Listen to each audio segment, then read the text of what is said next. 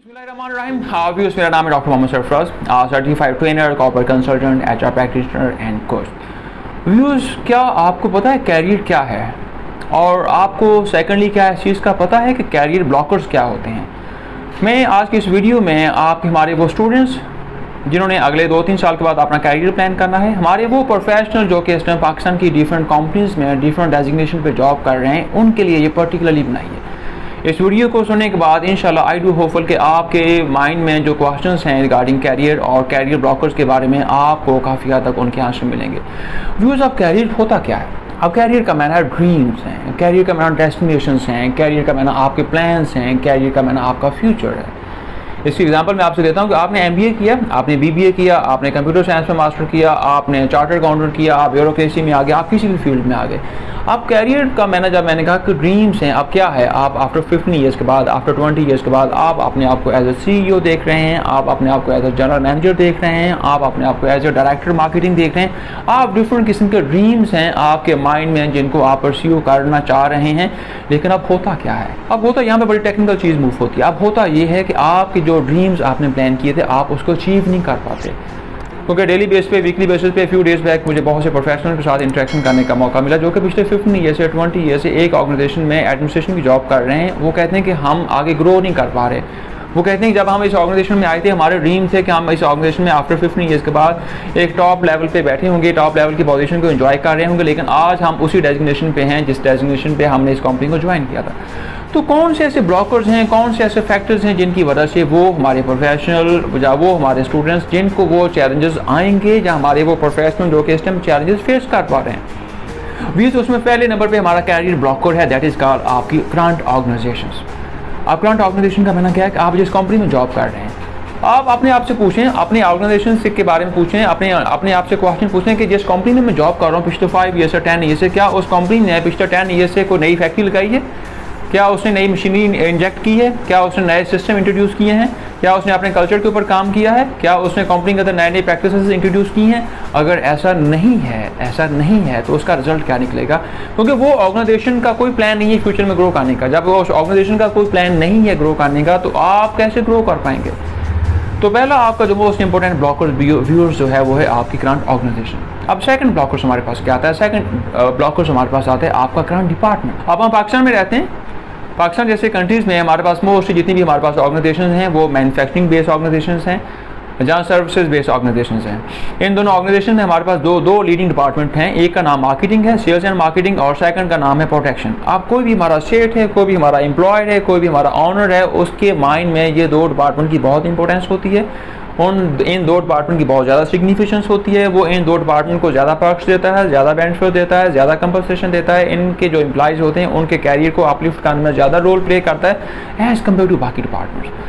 तो आपने इस चीज़ को भी अपने माइंड में देखना है कि अगर आप किसी एक ऐसी सिचुएशन में अंडर्ज हैं, किसी एक ऐसी सिचुएशन में आप गिरे हुई हैं कि जिसमें आप समझते हैं कि जो आपका डिपार्टमेंट है उसकी आपकी ऑर्गेनाइजेशन में कोई इंपॉर्टेंस नहीं है, उसकी उस ऑर्गेनाइजेशन में कोई सिग्निफिकेंस नहीं है, उसकी कोई प्रेजेंस नहीं है, उसकी बात को कोई से नहीं है, उसकी बात को कोई नहीं मानता, तो आपके लिए ये सेकंड बहुत बड़ा इंपॉर्टेंट ब्लॉकर्स है। तीसरा ब्लॉकर्स आपका इमीडिएट बॉस है। आप इमीडिएट बॉस के बारे में 3 किस्म के पॉइंट ऑफ व्यू हैं। पहला पॉइंट ऑफ व्यू है कि अगर आपका इमीडिएट बॉस आपको हम एज है, अगर से आप 35 के हैं और आपका बॉस 35 से लेकर 40 की एज में फॉल कर रहा है, तो आपने इस चीज़ को देखना है फर्स्ट वे में कि क्या आपका वो जो करंट बॉस है उसमें कैरियर की ग्रोथ के चांसेस हैं? क्या वो इसके कैरियर के बारे में सोचता है? क्या वो कैरियर के बारे में अंडरस्टैंड करता है? क्या वो ये पर्सनली तौर पर कभी क्या उसने आपसे ये डिस्कस किया है कि वो अपने आप को अगले 5 ईयर्स में, 3 ईयर्स में, 10 ईयर्स में इस ऑर्गेनाइजेशन में एक टॉप लेवल के डेजिग्नेशन पर देखना चाह रहा है? अगर आपका इमीडिएट बॉस इस नेचर का है तो viewers, you are lucky one. आप अपने उस बॉस को प्रमोट करें, उसको ग्रो करें, उसके जो उसके ऑब्जेक्टिव्स हैं उस साल के उनको अचीव करने में उसको कंट्रीब्यूट करें। जब आपका बॉस ग्रो करेगा, अल्टीमेटली क्या होगा? आपकी भी ग्रोथ होगी और आप अपने ड्रीम्स को परस्यू करने की पोजीशन में आ जाएंगे।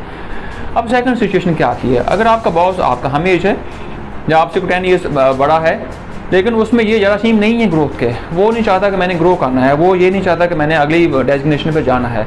उसके माइंड में फियर है। वो फियर किस चीज़ का है कि अगर मैं नई डेजिग्नेशन पे जाएंगे मुझे नए चैलेंजेस आएंगे, नई पोजीशन के साथ नया कंपटीशन फेस करना पड़ेगा। वो कहता है कि मैं जहाँ पर हूँ, जिस पोजीशन पे हूँ, आई एम कंफर्टेबल, वो स्टैग्नेंट हो चुका हुआ है। इस किस्म के सिनेरियो में व्यूअर्स आपके कैरियर के ड्रीम्स, जो आपके कैरियर की ग्रोथ के चांसेस हैं या जिन ड्रीम्स को आप परस्यू करना चाहते हैं, नहीं कर पाएंगे।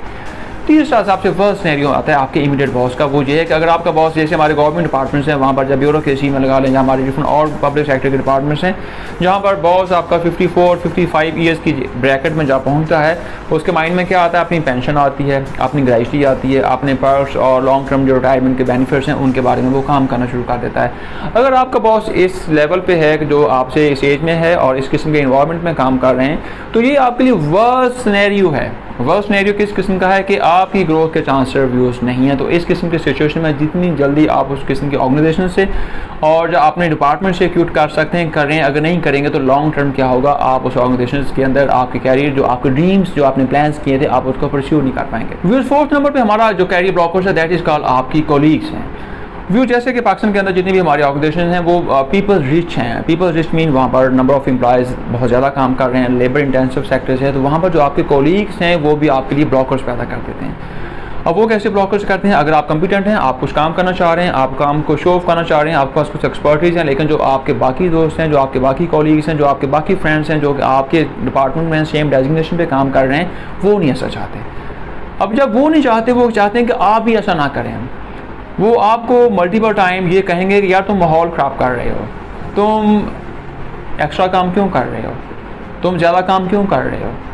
अल्टीमेटली क्या होगा, वो आपके लिए हर्डल्स पैदा करेंगे, आपके लिए रोड अटकाएंगे, आपके लिए प्रॉब्लम क्रिएट करेंगे, आपके लिए इनविजिबल और इनविजिबल किस्म के प्रॉब्लम क्रिएट करेंगे। उसका रिजल्ट क्या निकलेगा कि आज या तो फिर आप उस ऑर्गेनाइजेशन को छोड़ जाएंगे, या फिर जैसे वो हैं वैसे आप बन जाएंगे। और अल्टीमेटली आउटकम क्या निकलेगी कि आपने जो ड्रीम्स प्लान किए थे आप उसको परस्यू नहीं कर पाएंगे। और व्यूअर्स लास्ट और मोस्ट इंपॉर्टेंट ब्लॉकर्स क्या है? आप खुद हैं। अब आप सोचेंगे कि आप खुद कैसे हैं। आप खुद मीन कि आपने आपसे क्वेश्चन पूछे आज इस वीडियो को सुनने के बाद कि आपने पिछले 5 साल में आपने ऊपर कितनी इन्वेस्टमेंट की है, आपने डेवलपमेंट के ऊपर कितना फोकस किया है, आपने एजुकेशन के ऊपर कितना फोकस किया है, अपनी पर्सनैलिटी के ऊपर कितना फोकस किया है, अपनी कम्युनिकेशन के ऊपर कितना फोकस किया है, नए नए सेक्टर्स को कितना एक्सप्लोर किया, आपने नई नई स्किल्स कितनी आपने अपने टेकअप की हैं, आपने अपने बारे में क्या सोचा। मोस्ट इंपॉर्टेंट कि क्या आपने ड्रीम्स प्लान किए थे? क्या अभी भी आज अगर आप 45 के हैं, 50 के आसपास हैं, क्या आज आपने आपसे क्वेश्चन पूछें कि आपने कोई ड्रीम सेट किए हैं? आपका कोई फ्यूचर प्लान है? आपकी कोई डेस्टिनेशन का तयन किया था आपने? अगर नहीं किया, इस मीन के सबसे बड़े ब्लॉकर्स आप खुद हैं। तो व्यूअर्स, आई डू होपफुल कि इस वीडियो को सुनने के बाद कम से कम आप अपने बारे में ये क्वेश्चन पूछेंगे कि आप अपने जो ड्रीम्स हैं, जो आपकी डेस्टिनेशन है, जहाँ पे आप पहुँचना चाह रहे थे, जिसको आपने प्लान किया था जब आपने अपना कैरियर स्टार्ट किया था, आपने प्लान किया था, ड्रीम्स प्लान किए थे, डेस्टिनेशन प्लान की थी, आप क्यों नहीं पहुँचे? तो वो कौन से ऐसे फैक्टर्स हैं? उसमें आपका इमीडिएट बॉस है, आपकी ऑर्गेनाइजेशन है, आपका डिपार्टमेंट है, आपके कोलीग्स हैं, आप खुद। ये 5 ऐसे ब्लॉकर्स हैं जो कि आपके कैरियर में आपको ग्रोथ की तरफ जाने से रोक रहे हैं। व्यूअर्स, इस वीडियो को सुनने का, देखने का बहुत शुक्रिया। Thank you very much.